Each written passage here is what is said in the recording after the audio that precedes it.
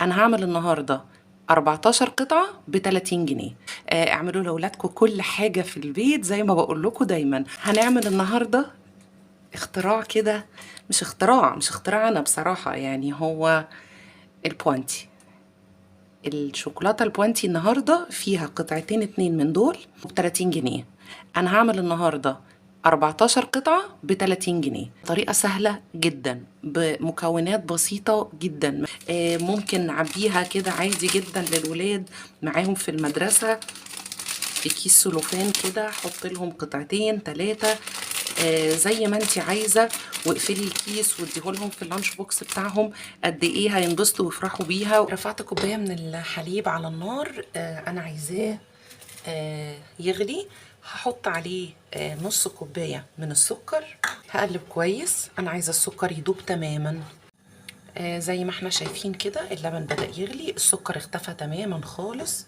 هنزل بمعلقه صغيره من الفانيليا، اقلب وانزل بسرعة بكوباية ونص من جوز الهند الناعم، وابدأ اقلب كويس لحد ما قوام الخليط يتقل معايا.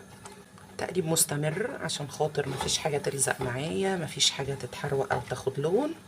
جوز الهند مجرد ما يسخن معايا هيبدأ يشرب كل السوائل اللي موجودة من اللبن.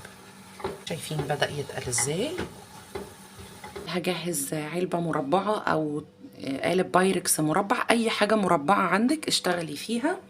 الخليط وصل معايا لان ما بقاش فيه سوائل نهائي زي ما انتوا شايفين كده. هبدأ انزل.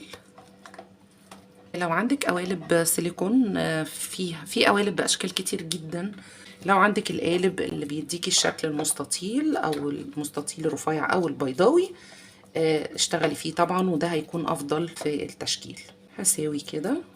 هدخل العلبة التلاجة نص ساعة، بس مش هدخلها التلاجة الا لما تهدى شوية لان هي سخنة جدا.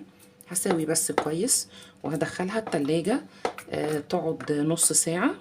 وبعدين قبل ما اطلعها مباشرة انا مجهزة معايا شوكولاتة خام، ومجهزه زيت نباتي. الزيت النباتي اللي انا هشتغل بيه النهارده عشان متوفر عندي هو زيت جوز الهند.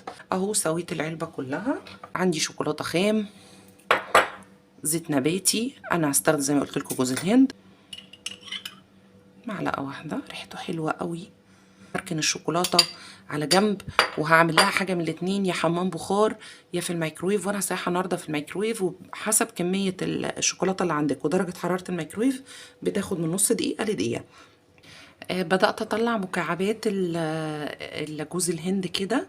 أبدأ أشكلها بشكل بيضاوي شوية بالشكل ده، وأبدأ أغطسها في الشوكولاتة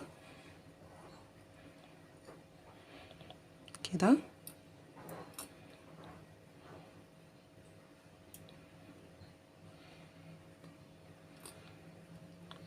وارفعها من الشوكولاتة على ورق زبدة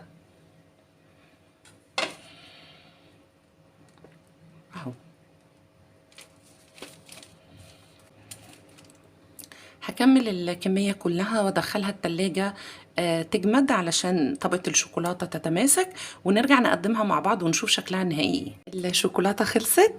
شايفين المنظر فظيع ازاي.